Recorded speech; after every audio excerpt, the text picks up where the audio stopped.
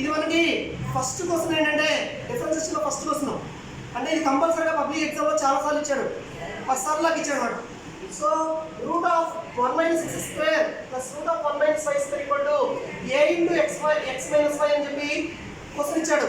అయితే దీన్ని యూజ్ చేసుకుని show that dy by dx equal to root of 1 minus y square by 1 minus x square అని చెప్పి prove చేయమన్నాడు. దీన్ని ప్రూవ్ చేయడానికి మనం సింపుల్ గా మనం ప్రూవ్ చేయడం కోసం మనం ఏం చేస్తున్నాం అంటే x equal to sin c అని తీసుకున్నాం, అలాగే y equal to sin d అని తీసుకున్నాం. x equal to sin c అయితే c equal to sin inverse x అవుతుంది.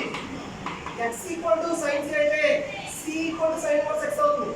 సో ఇప్పుడు మనం దీని ఈక్వేషన్ 1 అని తీసుకుని ఈక్వేషన్ 1 లో ఈ వాల్యూస్ సబ్స్టిట్యూట్ చేసుకోవాలి. ఈక్వేషన్ 1 లో ఈ వాల్యూస్ సబ్స్టిట్యూట్ చేసుకోవాలి. Route of 1 minus sin square c plus root of 1 minus sin square d equal to a into x plus లో sin c పెడుతున్నాం మైనస్ y ప్లస్ లో sin d పెడుతున్నాం. చూడమ్మా already ఇక్కడ చెప్పాం sin స్క్వేర్ తో plus cos square తో equal to 1 అని చెప్పాం. sin స్క్వేర్ తో ప్లస్ cos స్క్వేర్ తో ఈక్వల్ టు 1 అని చెప్పాం. అంటే ఇప్పుడు మనకి దీనిపై 1 మైనస్ sin స్క్వేర్ c ఉంది. ఆ ఫార్ములా నుంచి sin స్క్వేర్ తో ప్లస్ cos స్క్వేర్ తో ఈక్వల్ టు 1 అయితే 1 మైనస్ sin స్క్వేర్ థీటా అంటే ప్లస్ sin స్క్వేర్ థీటా తీసుకెళ్ళిపోయాం, మైనస్ sin స్క్వేర్ థీటా అయింది. So cos square theta equal to 1 minus sin square theta. So దీన్ని direct గా ఇక్కడ root చేసుకోండి. ఇక్కడ మనకి 1 minus sin square theta equal to cos square theta. So root of 1 minus sin square theta అంటే route cos square theta అంటే cos theta వచ్చింది. Final గా route of 1 minus sin square theta అంటే cos theta, route of 1 minus sin square theta అంటే cos theta వచ్చింది. So కాబట్టి ఇక్కడ నీకు route of 1 minus sin square c అంటే cos స్క్వేర్ c వచ్చింది. రూట్ cos స్క్వేర్ c అంటే డైరెక్ట్ గా cos c అని రాస్తాం, డైరెక్ట్ గా cos c అని రాస్తాం. సో దీని ప్లస్ లో cos c పెడుతున్నాం, దీని ప్లస్ లో cos d పెడుతున్నాం. is equal to a into sin c minus sin d అని పెడతాం.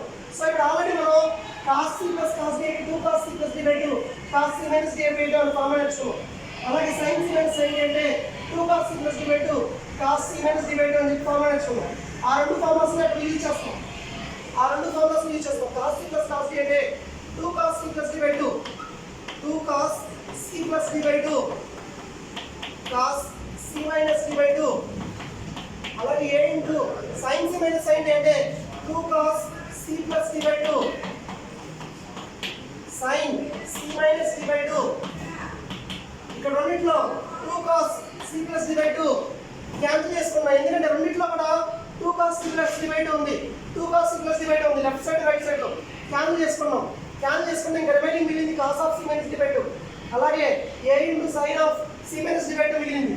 సో ఇట్స్ ఇంప్లైస్ ఈ cos ని తీసుకెళ్ళిపోతే sin బై cos అయింది, tan అయింది. ఈ sin ని తీసుకొస్తే cos బై sin అయింది, cot అయింది. సో ఇప్పుడు మనకి cos of c minus d by 2 whole divided by sin of c minus d by 2 is equal to a అని వచ్చింది. సో cos బై sin అంటే cot అని నేర్చుకున్నాం, ఫార్ములా నేర్చుకున్నాం. cos బై sin అంటే cot, which implies cot of c minus d by 2 is equal to a. దీని నుంచి ఈ both sides inverse function apply చేస్తాం, both sides inverse function apply చేస్తాం. So both sides cot inverse of cot theta అంటే ఇది కూడా formula రాస్తాం. sin inverse of theta అంటే థీటా వచ్చింది, sin inverse of sin theta అంటే theta, sin inverse of theta అంటే థీటా. సో కాబట్టి ఇక్కడ నీకు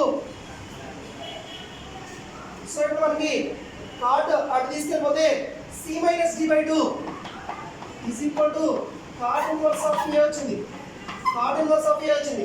ఈ 2 అటు క్రాస్ మల్టిప్లై చేస్తున్నాం, 2 ఇటు క్రాస్ మల్టిప్లై చేసుకున్నాం. అంటే ఇప్పుడు నీకు c minus d equal to 2 cot inverse a, 2 cot inverse a. ఇదంతా నీకు constant function. c minus d equal to 2 cot inverse a వచ్చింది, c minus d equal to 2 cot inverse a వచ్చింది. ఓకేనమ్మా.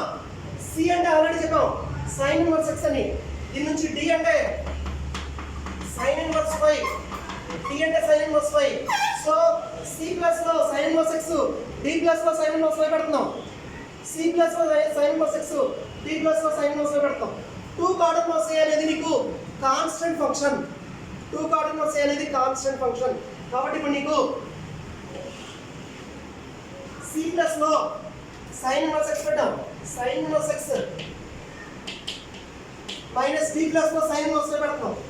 sin inverse 5 is equal to 2 cot inverse a వచ్చింది. 2 cot inverse a వచ్చింది. 2 cot inverse a వచ్చింది. ఇప్పుడు మనకి differentiate చేస్తాం. ఇప్పుడు వరకు డిఫరెన్షియేట్ చేయలేదమ్మా. ఇప్పుడు వరకు డిఫరెన్షియేట్ చేయాలి. ఇప్పుడే డిఫరెన్షియేట్ చేస్తాం. Differentiate with respect to x అని బోత్ సైడ్ చేస్తాం. Differentiate with respect to x అని బోత్ సైడ్ చేస్తాం. Differentiate with respect to x అని బోత్ సైడ్ చేస్తాం. చేస్తే sin inverse x డెరివేటివ్ ఇప్పుడు డెరివేటివ్ చేయాలి. డెరివేటివ్ ఆఫ్ కమ్యూనిటీకి ఇప్పుడు డెరివేటివ్ అప్లై చేయాలి. Derivative of sin inverse x minus derivative of sin inverse y is equal to derivative of 2 cot inverse a 2 cot inverse a. ఇదంతా constant function. Derivative of constant function అంటే 0 అని చెప్పాము. Derivative of constant function అంటే 0 అని చెప్పాము. Derivative of constant function అంటే 0. ఇది 0 అయింది. Already derivative of sin inverse x అంటే 1/√1 - x² అని చెప్పాము. సో కాబట్టి 1/√1 - x², 1/√1 - x², ఇది కూడా 1/√1 - y² అయింది. కానీ y ఉంది కాబట్టి y కు మళ్ళీ డెరివేటివ్ వేసుకోవాలి. x కి డెరివేటివ్ వేసుకుంటే dx/dx అంటే 1 కాబట్టి ఇక్కడ మనం మళ్ళీ సపరేట్గా dx/dx అని రాయొచ్చు. ఓకేనా? కానీ sin inverse x derivative y derivative 1/√1 - y² into y derivative dy/dx వచ్చింది. ఈ మైనస్ 1 తీసుకెళ్తే ప్లస్ అవుతుంది. So 1/√1 - x² equal to 1/√1 - y² into dy/dx వచ్చింది. ఈ √1 - y² తీసుకోండి. So √1 - y² by √1 - x² is equal to dy/dx. dy/dx. So √a/√b అంటే √a/√b అంటే √a/d. √a/√b అంటే √a/d అవుతుంది. సో కాబట్టి ఇక్కడ నీకు √1 - y² by 1 - x² equal to dy/dx. dy/dx అవుతుంది. సో మనం చూసాము ఇది హెన్స్ ప్రూవ్డ్. కింద హెన్స్ ప్రూవ్డ్ అని రాయాలి.